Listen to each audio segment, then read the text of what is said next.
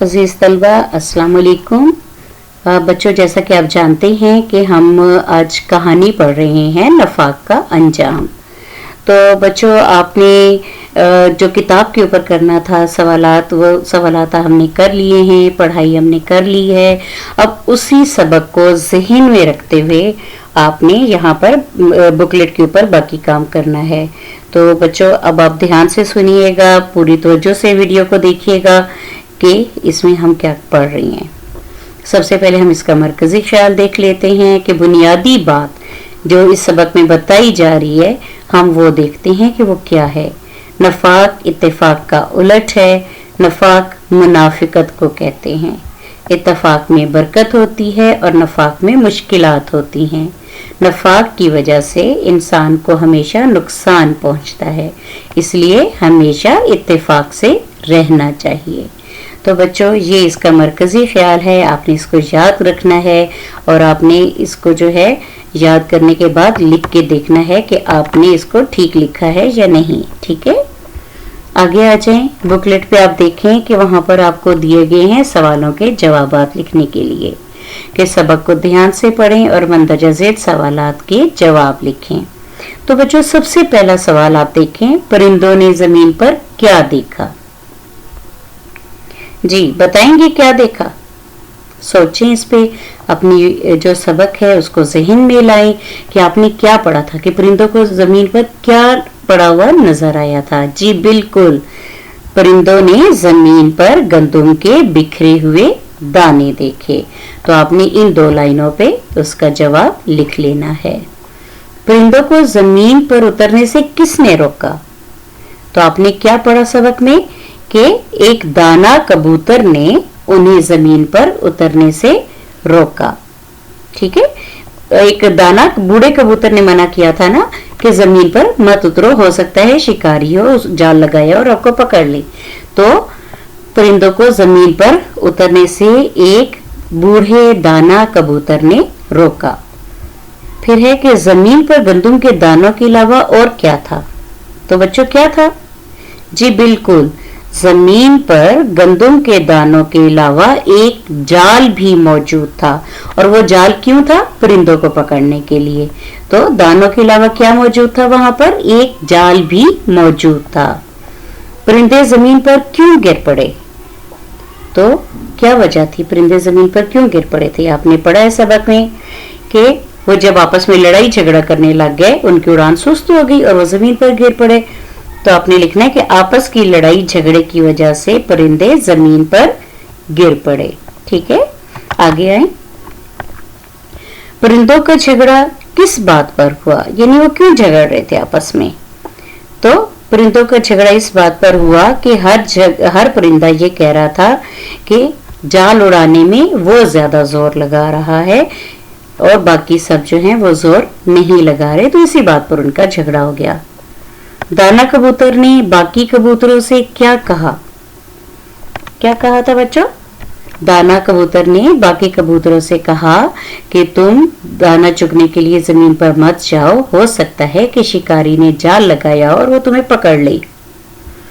क्या कबूतरों ने दाना कबूतर की बात मानी थी क्या?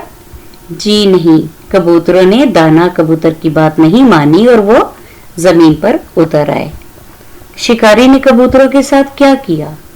जी बिल्कुल, शिकारी ने कबूतरों को एक थैले में डाला और बाजार जाकर उन्हें बेच दिया।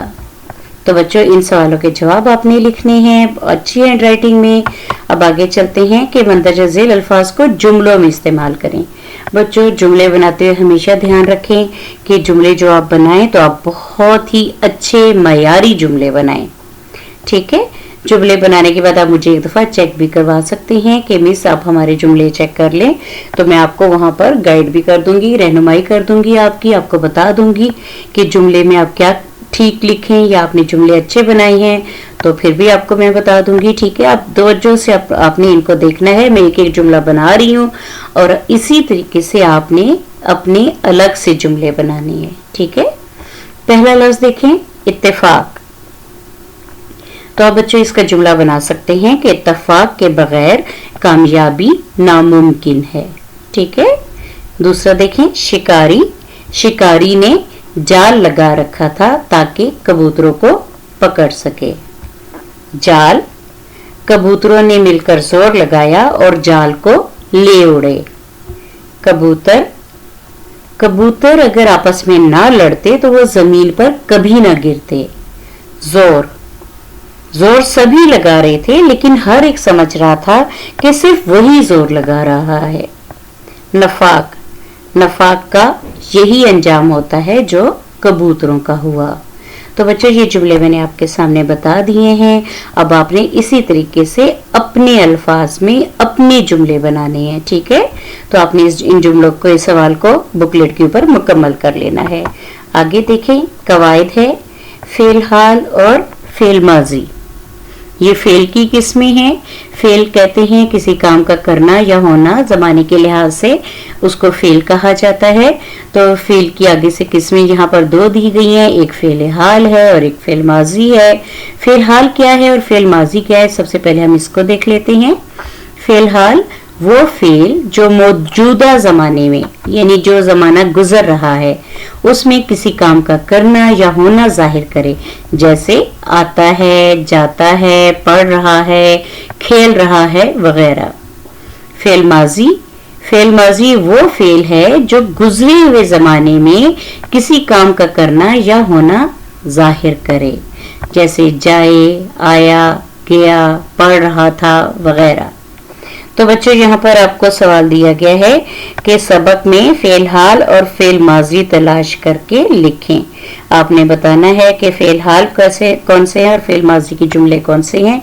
जैसे फेल हाल के जुमले में आपको बता देती हूँ कि हम अब भी शिकारी से बच सकते हैं, तो ये फेल हाल है। इसी तरह वो जाल समेत उड़ते रहे, ये भी फेल हाल की किस्म है। इसी तरह फेल माजी का अगर हम मिसाल देखें, कबूतर बहुत भूखे थे, वो थोड़ी दूर ही गए थे, तो ये फेल माजी की मिसालें हैं। तो आपने बच्चों अपनी किताब में से, सबक में से देखना है कि फेल हाल की कौन सी मिसालें हैं और फेल माजी की, और वो जुमले आपने यहाँ पर जो कॉलम दिया गया है वहां पर आपने लिख लेने हैं। आपने बहुत तवज्जो से काम करना है, और जहाँ कहीं आपको समझ ना आए बच्चों, आप बेशक मुझसे पूछ सकते हैं, बिला झिझक पूछ सकते हैं। जहां आपको गाइडलाइन की ज़रूरत होगी ज़रूर मैं आपको बताऊंगी। और लेकिन आपने अपना काम बहुत ध्यान से करना है, अपने घर में रहना है, अपने वालिदैन की बात को मानना है, सुनना है, काम के वक्त काम और खेल के वक्त खेल करना है, ठीक है। ये नहीं है कि आप पूरा दिन खेलें और काम को छोड़ दें। आपने अपनी बुकलेट को मुकम्मल करके स्कूल आना है। अल्लाह हाफिज।